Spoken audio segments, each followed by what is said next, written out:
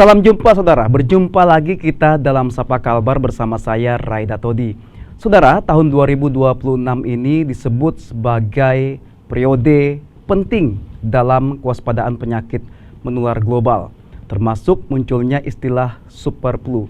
Nah, sejauh mana kesiapan fasilitas kesehatan khususnya di Kota Pontianak, Kalimantan Barat untuk menghadapinya? Nah, untuk membahas tema ini, kita sudah bersama dengan satu orang narasumber. Langsung saja saya sapa. Halo, selamat pagi. Selamat pagi. Apa kabar Ibu? Alhamdulillah. Hari ini tetap semangat. Salam sehat buat masyarakat Kalimantan Barat. Ibu Dayang Yuliani, Iya. Kepala Bidang Pencegahan dan Pengendalian Penyakit dan Penyihatan Lingkungan iya. Dinas Kesehatan Kota Pontianak. Tema kita sejauh mana kesiapan fasilitas kesehatan di Kota Pontianak untuk menghadapi atau mengantisipasi penyakit menular tahun 2026 ini, Ibu. Baik. Sebelum kita ke kesiapan itu, kita update sedikit untuk tahun 2025 seperti apa tren kasus penyakit menular di Kota Pontianak. Baik. Untuk Kota Pontianak sendiri di tahun 2025 kita tren penyakit berdasarkan sistem kewaspadaan dini respondi kita itu yang harus kita pantau itu ada 24 jenis 24 jenis penyakit yang memungkinkan untuk berpotensi terjadi kejadian luar biasa seperti itu. Baik. Sebelum itu 24 penyakit ini apakah ini memang penyakit yang selama ini terjadi di Kota Pontianak atau seperti apa? Itu memang penyakit yang sering muncul bukan hanya di Kota Pontianak tapi secara nasional juga seperti itu. Belum ada kasus-kasus munculnya penyakit infeksi emerging. Ya. Jadi masih pada kasus-kasus 24 kasus yang memang sering muncul di Indonesia dan Kota Pontianak yang berpotensi KLB yang harus kita pantau secara berkala setiap minggu. Itu minimal setiap minggu setiap minggu dilakukan pemantauan secara berkala. Kalau kita lihat misalnya terjadi peningkatan kasus pada kasus-kasus tertentu 24 kasus, kita tidak menunggu satu minggu, tapi itu akan dipantau setiap hari bagaimana perkembangan kasusnya. Nah, dari 24 itu penyakit apa yang paling menonjol di tahun 2025 lalu? Ya, kalau kita lihat dari data yang kami tarik dari SKDR kami itu masih memang didominasi oleh ISPA. ISPA ya. Ya, itu kasusnya terbanyak masih didominasi oleh ISPA.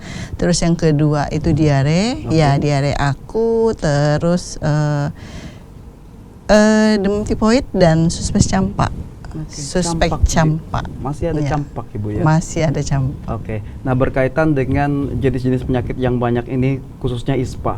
Apa yang paling banyak menjadi pemicunya? Apakah faktor cuaca atau memang pola hidup masyarakat yang masih rendah? Kalau kita berbicara ISPA banyak faktor yang mempengaruhi.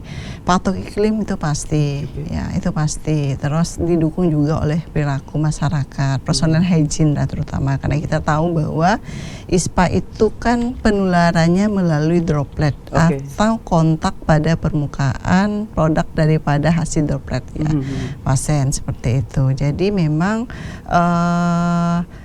perlu memang preventifnya dari bukan hanya karena faktor lingkungan tapi juga dari personal hygiene-nya masyarakat itu juga harus kita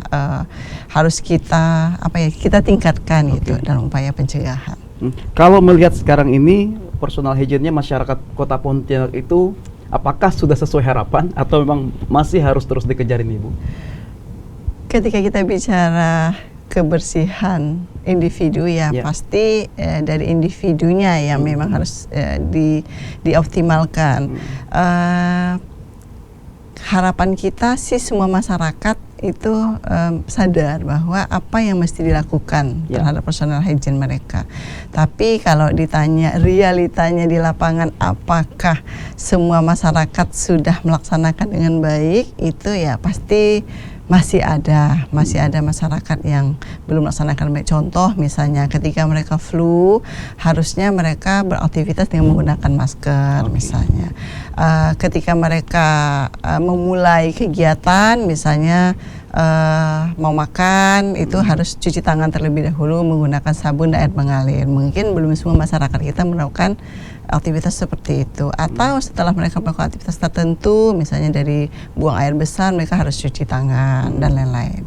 Jadi hal-hal yang seperti itu memang kami dari kesehatan itu terus menyampaikan edukasi ke masyarakat bahwa pentingnya personal hygiene dalam upaya pencegahan penyakit menular yang bisa ditularkan melalui gaya hidup kita yang memang kurang baik seperti itu. Oke. Nah, berkaitan dengan suspek campak tadi Bu yang Ya. masih ditemukan, ini faktornya apa ini Bu? Apakah masih banyak masyarakat yang ya imunisasinya masih kurang Ya. atau seperti apa Ibu? Ya, kalau kita berbicara campak, suspek campak, memang campak ini sebenarnya seharusnya tidak perlu terjadi kalau masyarakat punya kesadaran yang baik dalam meningkatkan imunitas pada anaknya. Oke.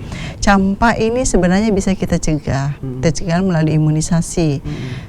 Tapi kondisi yang ada di masyarakat Masih ada ketakutan kali Ibu ya? Masyarakat kita Masih ragu-ragu ya, masih ada kekhawatiran dalam memberikan imunisasi kepada anaknya. Harapan kami kalau semua masyarakat punya kesadaran yang baik ya dalam memberikan imunisasi pada anaknya, harusnya campak itu sudah tidak Bisa ada lagi. dieliminasi, Iya. Kalaupun misalnya terjangkit penyakit campak tapi tidak menimbulkan gejala yang kuat. Ya, perlindungan sangat bagus kalau orang tua sadar bahwa imunisasi campak itu sangat baik. Karena campak itu bisa dicegah dengan imunisasi. Nah, Kota Pontianak sampai dengan kondisi saat ini capaian imunisasi kita, imunisasi dasar lengkap kita ya untuk tahun 2025 ya sampai dengan bulan November itu baru di angka ya sekitar 50%. Masih 50%. 50% dari sasaran kita 10.000 berapa itu sampai 11.000 itu masih 50%. Ya. Jadi harapan kami pada masyarakat jangan khawatir gitu. Campak itu tidak berbahaya dan insya Allah anak-anaknya tidak akan tertular campak kalau orang tua itu ya cerdas ya memberikan perlindungan terhadap anak-anaknya untuk diberikan imunisasi campak. Ya, mungkin masih banyak orang tua di luar sana yang tidak tahu campak itu seperti apa sih Bu? Sederhananya yang harus mereka ketahui. Campak itu dia menular ya karena banyak faktor ya. Banyak faktor terutama bisa dari lingkungan yang tidak bersih ya. Lingkungan tidak bersih ketika ada salah satu sumber masuk misalnya dengan campak, menularnya sangat cepat, dia melalui droplet dan gejala yang ditimbulkan itu bisa sangat berat dan bisa menyebabkan infeksi pada paru ya, pada otak dan bisa menyebabkan kematian. Jadi kalau dilihat campak itu biasa-biasa saja, tidak bisa berpengaruh terhadap angka kesakitan dan kematian pada anak, itu keliru. Jadi sebenarnya campak itu bisa sangat berbahaya ya ketika seseorang itu tidak punya imunitas terhadap campak. Baik Bu, Ya. kita tahan dulu Ibu, nanti kita akan lanjutkan kapan masyarakat harus datang ke fasilitas kesehatan jika anak dengan kondisi campak ini suspek seperti itu Bu ya. Dan saudara, Sapa Kalbar masih akan kembali setelah jeda berikut, tetaplah bersama kami.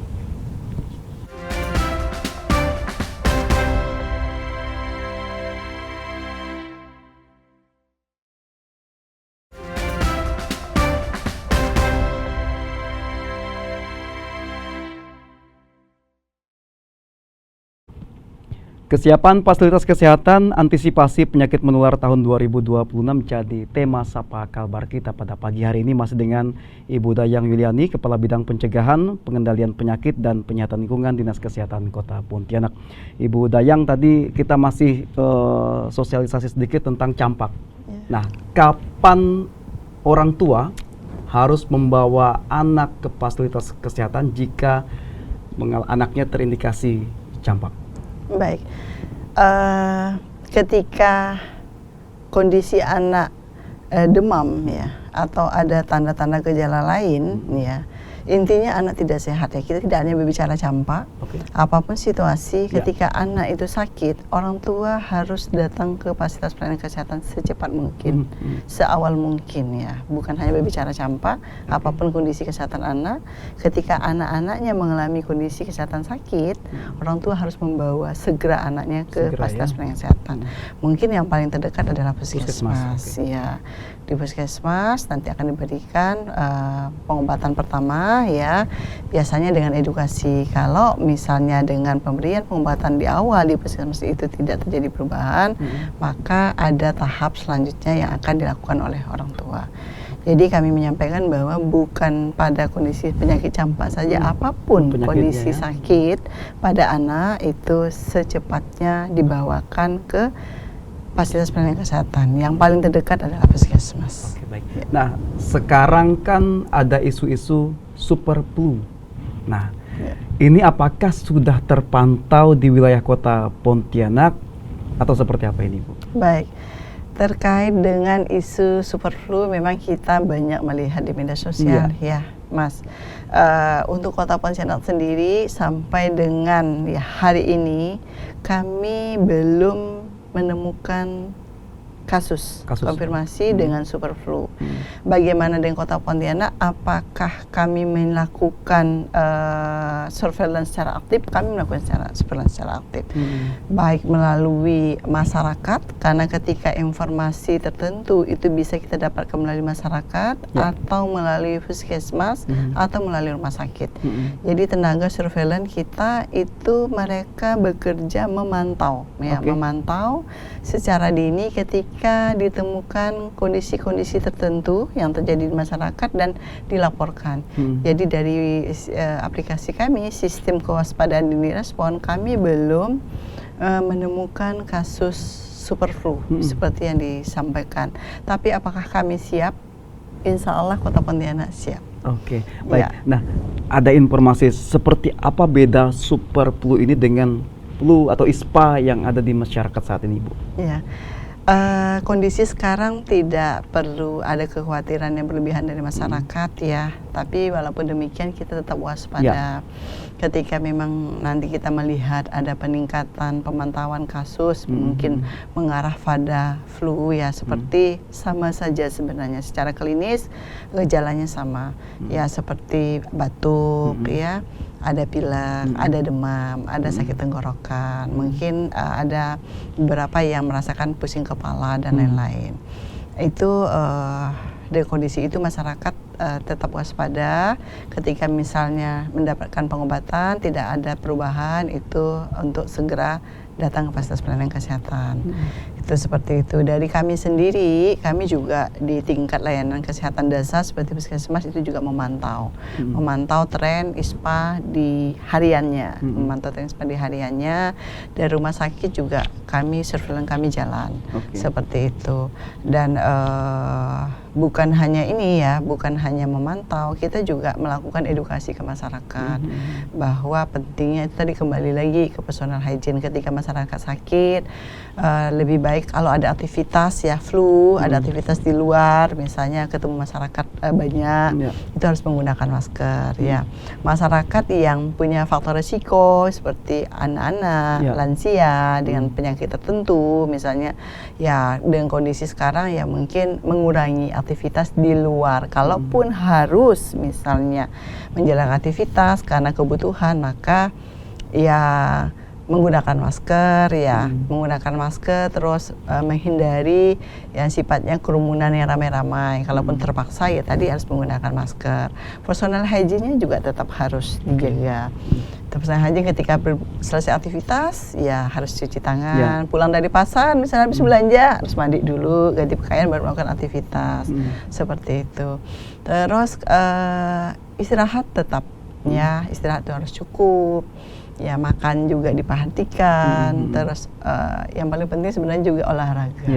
Ya masyarakat kita memang mungkin sebagian besar belum belum terbiasa dengan aktivitas olahraga. Tapi di Kota Pontianak saya lihat alhamdulillah dengan fasilitas yang disediakan oleh pemerintah Kota Pontianak yang luar biasa ya, fasilitas olahraga outdoor itu masyarakat bisa menggunakan. Olahraga tidak harus mahal, tapi rutin dilaksanakan. Nah, pasca COVID-19, Ya. seperti apa pola penyakit menular di Pontianak? Adakah perubahan Ibu atau mengarah ke jenis-jenis penyakit tertentu yang paling menonjol? Pasca COVID, Kota Pontianak bukan berarti kita juga lengah terhadap peningkatan COVID. Makanya tadi saya bilang kita punya Puskesmas Sentinel yang melakukan pemantauan secara berkala, dan ketika ada ISPA itu diambil sampelnya itu dengan kondisi-kondisi tertentu ya, kriteria tertentu. Kita juga punya rumah sakit ya, itu diambil sampelnya, kita tetap pantau apakah ada peningkatan tidak kasus COVID di Pontianak. Tapi sampai dengan kondisi hari ini tidak ada peningkatan. Masih ada enggak kasus COVID di Pontianak? Itu kan masih ada. Masih ada, tapi karena masyarakat Kota Pontianak sudah punya imunitas ya sebagian besar, ya lebih dari 90% mungkin sudah punya imunitas, maka COVID juga tidak akan tidak bisa berkembang di Kota Pontianak seperti itu. Penyakit menular yang lain sementara tidak ada peningkatan tertentu seperti yang sudah saya sampaikan di awal. Yang paling ya masih ISPA, masih didominasi ISPA. Terus DBD di 2025 memang ada peningkatan dibandingkan dengan tahun 2024, tapi masih di bawah jumlah kasus di tahun 2023.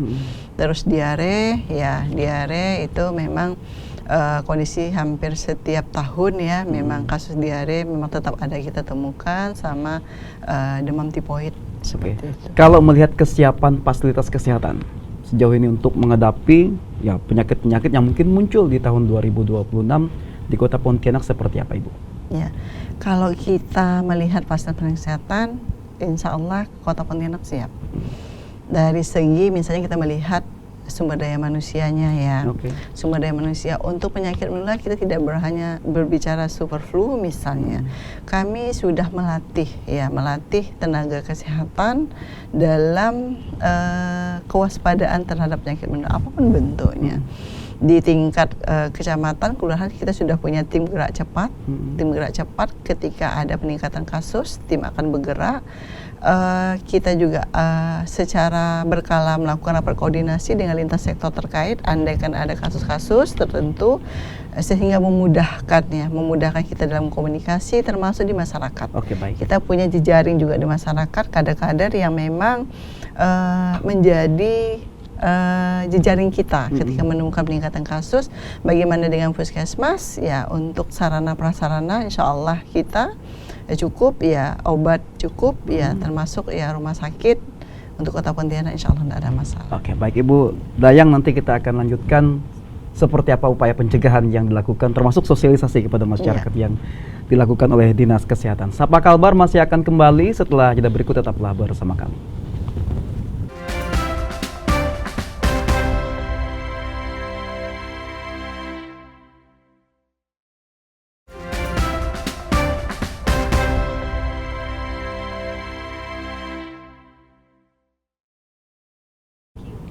Anda masih bersama kami di Sapa Kalbar dengan tema kita kesiapan fasilitas kesehatan khususnya di Kota Pontianak untuk antisipasi penyakit menular di tahun 2026. Masih dengan Ibu Dayang Yuliani, Kepala Bidang Pencegahan, Pengendalian Penyakit dan Penyihatan Lingkungan Dinas Kesehatan Kota Pontianak. Ibu Dayang, berkaitan dengan pencegahan, sejauh mana upaya pencegahan yang sudah akan dilakukan di tahun 2026 ini terhadap penyakit-penyakit menular? Baik, kalau kita berbicara pencegahan, beberapa faktor yang menjadi perhatian ya. Perhatian pertama dari memang unsur kesiapan kita sendiri, Dinas Kesehatan dan fasilitas pelayanan kesehatan. Kembali lagi saya sampaikan bahwa kita memantau, bukan hanya berbicara super flu, di setiap minggu dan bahkan harian itu kita memantau bagaimana tren penyakit di fasilitas pelayanan kesehatan yang ada di Kota Pontianak, baik melalui puskesmas, ya rumah sakit, praktek mandiri atau klinik seperti itu. Itu kita pantau. Terkait dengan kesiapan petugas, kita sudah siapkan ya kemampuan petugas, misalnya petugas kita sudah kita latih bagaimana menyikapi ketika terjadi ketika terjadi misalnya ada peningkatan kasus-kasus tertentu, bukan dari standar operasional prosedurnya, bagaimana yang harus dilakukan petugas seperti itu. Kesiapan sarana prasarana ya itu baik ada peningkatan dan tidak, insya Allah fasilitas kesehatan Kota Pontianak kan siap ya. Siap. Terus yang lain-lain juga kita selalu melakukan koordinasi. Koordinasi andaikan kondisi itu terjadi yang mana ya mungkin ya tidak hanya bisa diselesaikan oleh tenaga kesehatan, tapi memang perlu dukungan dari berbagai pihak. Itu selalu kita komunikasikan ya, baik dari unsur masyarakat maupun unsur lain yang memang bisa terlibat dalam upaya pencegahan dan pengendalian penyakit. Ada tidak sih Bu simulasi rutin yang mungkin dilakukan oleh Dinas Kesehatan untuk ya ketika ada penyakit ini seperti ini penanganannya, ini seperti ini penanganannya, SOP seperti itu? Oh ya, kita pada peningkatan kapasitas. Ya, itu, ada peningkatan kapasitas yang dilakukan. Peningkatan kapasitas itu secara berkala dilaksanakan. Dan ini terus menerus dilakukan Ibu? Iya, secara berkala itu dilakukan. Jadi kita kan melihat tren perkembangan juga gitu kan, melihat tren perkembangan secara berkala itu tetap dilakukan. Kalau tantangan besar sejauh ini yang jadi catatan di tahun 2025 dan akan agar 2026 ini tidak kembali jadi tantangan seperti apa sih Bu? Kalau berbicara tantangan ya banyak faktor menyebabkan suatu kejadian terjadi ya. Kalau iklim ya memang tidak bisa kita tidak terlalu banyak mungkin intervensinya karena kondisi alam ya. Musim penghujan misalnya contoh itu kan curah hujan di Kota Pontianak cukup tinggi dan suatu kondisi di Kota Pontianak masyarakat yang memang banyak menampung air hujan ya. Masih budaya masyarakat yang menggunakan air hujan untuk keperluan minum ataupun untuk kebutuhan sehari-hari. Tapi itu kita minimalkan untuk perkembangbiakan nyamuk melalui apa? Melalui kita ada kader PSN di masyarakat, misalnya itu memantau secara berkala tempat penampungan air. Terus ketika bisa ditutup, itu ditutup.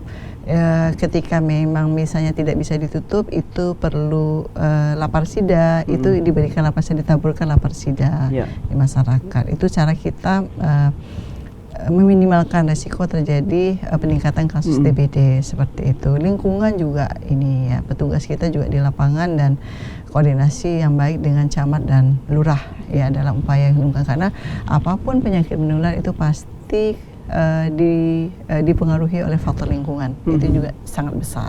Seperti itu. Nah, sejauh mana juga strategi penyampaian informasi Bu ketika ada ya tren-tren penyakit tertentu, masyarakat dapat lebih mudah untuk mengetahuinya dan juga melakukan langkah antisipasi?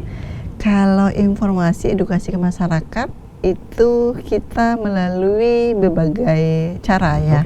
Bisa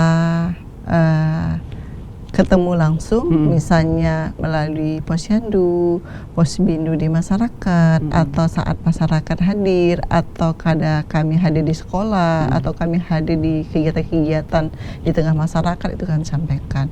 Yang kedua, kita melalui media yang sosial ya, yang sangat lebih cepat, familiar di masyarakat, itu baik melalui Instagram, Facebook, Twitter ya, TikTok dan WA group ya, WA group. Kita kan punya WA group dengan orang tua kalau bayi, kita punya WA group dengan RT RW, misalnya kita punya grup dengan kader. Ketika ada informasi tertentu yang perlu cepat sampai ke masyarakat, maka kita ya secara masif menyampaikan informasi itu.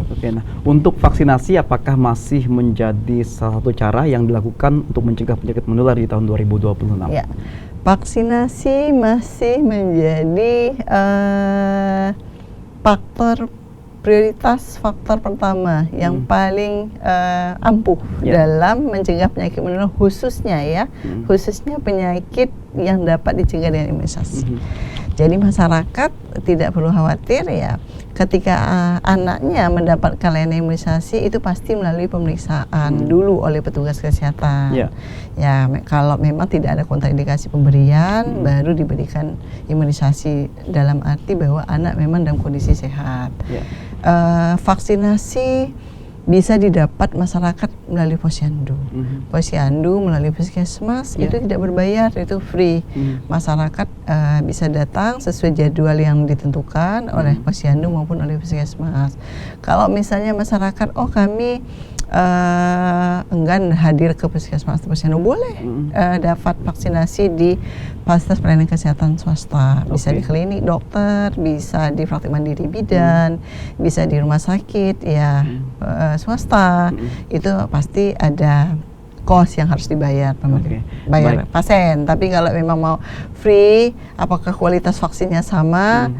Insya Allah sama. Jadi boleh dapatnya free-nya di posyandu atau puskesmas. Baik, Ibu Dayang, apa yang bisa dilakukan masyarakat ketika menemukan atau melihat ada penyakit menular di orang yang tertular penyakit menular di wilayahnya? Apa yang harus dilakukan? Yang pertama harus dilakukan? Yang pertama adalah menyampaikan ke petugas kesehatan.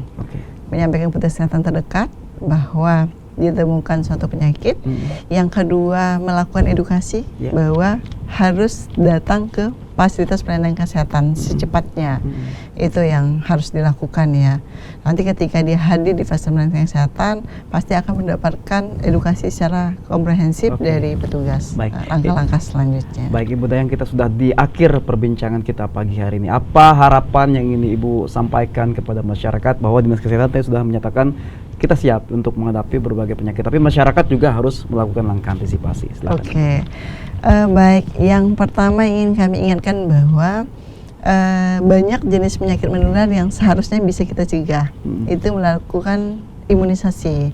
Jadi kepada orang tua yang punya anak-anak yang menjadi kelompok sasaran pemberian imunisasi, itu jangan ada kekhawatiran. Jadi hadirlah ke fasilitas pelayanan kesehatan untuk mendapatkan imunisasi. Gunanya itu tadi untuk mencegah penyakit-penyakit yang dapat dicegah dengan imunisasi. Yang kedua yang mesti dilakukan ketika masyarakat sakit, itu harus datang ke fasilitas pelayanan kesehatan secepatnya. Dan kalau harus patuh terhadap edukasi yang disampaikan oleh petugas. Misalnya campak, kalau edukasi petugas itu harus isolasi di rumah, ya harus isolasi. Kalau ada aktivitas di luar, itu harus menggunakan masker, harus menggunakan masker. Yang ketiga, tetap memperhatikan personal hygiene. Jadi perhatikan kebersihan kebersihan dalam melakukan aktivitas, setelah aktivitas misalnya cuci tangan, menggunakan air mengalir dan pakai sabun. Terus kondisi istirahat harus cukup. Istirahat cukup, makan makanan bergizi dan olahraga. Baik. Terima kasih Ibu Dayang Yuliani yang sudah berbagi informasi dengan kita pagi hari ini. Semoga saja informasi yang disampaikan bermanfaat. Dan saudara, demikian Sapa Kalbar edisi kali ini. Akhir kata, saya Raida Todi bersama seluruh kru yang bertugas pamit undur diri. Terus saksikan program menarik lainnya di Kompas TV Independen Terpercaya. Sampai jumpa.